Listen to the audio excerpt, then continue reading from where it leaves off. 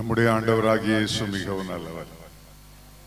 சொல்லுங்க எல்லாரும், என் இயேசு மிகவும் நல்லவர். சொல்லாதவங்க என்ன சொல்றீங்க? ஒருவேளை இருக்கலாம் அப்படின்றீங்களோ? எல்லாரும் சொல்லுங்க, என் இயேசு மிகவும் நல்லவர். சொல்லப்பட வேண்டாத நாமங்கள் எல்லாம் உறக்க சொல்லப்படுகிற இந்த காலத்துல சொல்லப்பட வேண்டிய ஒரே நாமம் இயேசு. அதை வச்சிருக்கிறவங்க நீங்க தான். என்ன அத சொல்லாம எப்போ ஒரு தடவை சொல்றோம், மிச்ச தடவை எல்லாம் ஆண்டவர் ஆண்டவர் ஆண்டவர் ஆண்டவர் நாமம் மகிமைப்படுவதாக அப்படின்னாரு ஒரு தலைவர். ஆண்டவர் நாமம் எதியான்னு கேட்டேன். ஆண்டவன்றது எல்லா சாமிக்கும் சொல்ற ஒரு பேரு. என்ன நம்ம ஆண்டவர் பேர் என்ன? அது சொல்லணும்ல. ஆண்டவர் இயேசுவின் நாமம் மகிமைப்படுவதாக அப்படி சொல்லுங்க. இல்ல நாங்க சொல்ல மாட்டோம், நாங்க ஆண்டவர் தான் சொல்லுவோம் அப்படின்னு சொன்னீங்கன்னா உங்களுக்கு ஒரு வசனம் சொல்லட்டா?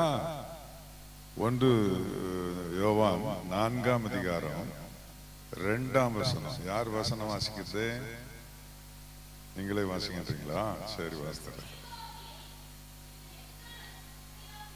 தேவ ஆவியை நீங்கள் எதினால் அறியலாம் என்றால், மாம்சத்தில் வந்த இயேசு கிறிஸ்துவை அறிக்கை பண்ணுகிற எந்த ஆவியும் தேவனால் உண்டாயிருக்கிறது. அடுத்த வசனம், மாம்சத்தில் வந்த இயேசு கிறிஸ்துவை அறிக்கை பண்ணாத எந்த ஆவியும் எந்த மனுஷனும் தேவனால் உண்டானது அல்ல. வரும் என்று நீங்கள் கேள்விப்பட்ட அந்தி கிறிஸ்துவின் ஆவி அதுவே. அது இப்பொழுது உங்கள் நடுவில். எது அந்தி கிறிஸ்துவின் ஆவி?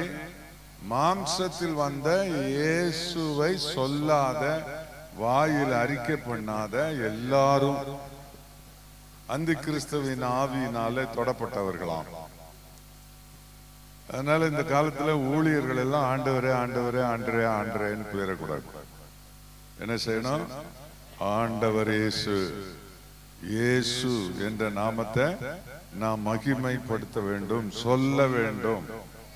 இயேசுவின் நாமத்தில் தான் பிசாசு விலகும், நோய் சுகமாகும், பாவ மன்னிப்பு உண்டாகும், ரட்சிப்பு கிடைக்கும்.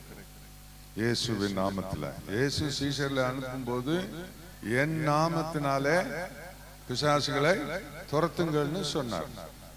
ஆண்டவர் நாமம் யெகோவா நாமம். யெகோவா பிதா, குமாரன், பரிசுத்தாவி என்று உண்டு. திருத்துவத்தை நாம் நம்ப வேண்டும். நாம் இயேசு நாமக்காரர்கள் அல்ல. திருத்துவத்தை நாம் நம்ப வேண்டும். பிதாவாகிய தேவன் நமக்குண்டு, குமாரனாகிய இயேசு கிறிஸ்து நமக்குண்டு, என்ன பரிசுத்த ஆவியாகிய தேவன் நமக்கு